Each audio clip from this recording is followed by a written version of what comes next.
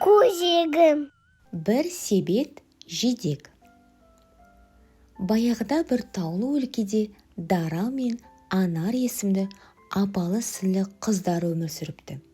Дара үлкені, сабырлы, ойланып сөйлейтін, еңбекқор әрі жауапкершілігі мол қыз екен. Ал Анар кішісі, көңілді, қиялшыл, сәл нәрсеге ренжіп қалатын, бірақ жүрегі таза, ақ көңіл қыз болыпты.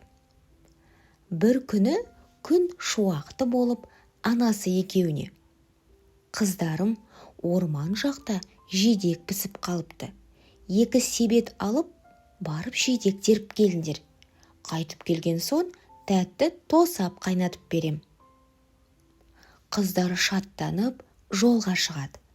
Орманға жеткен соң Дара бір бұтаның қасына жайғасып, әрбір жидекті мұқият теріп, себетін толтыра бастайды. Ал Анар болса, айналасындағы көбелектерге қызығып, бірде гүл иіскеп, бірде құстардың артынан жүгіріп, ойынмен болады.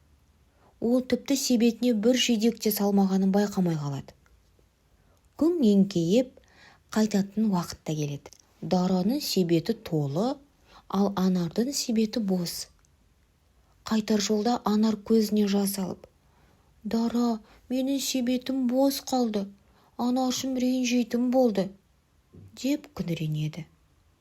Сонда Дара мейіріммен: «Анар, әр істің өз уақыты болады.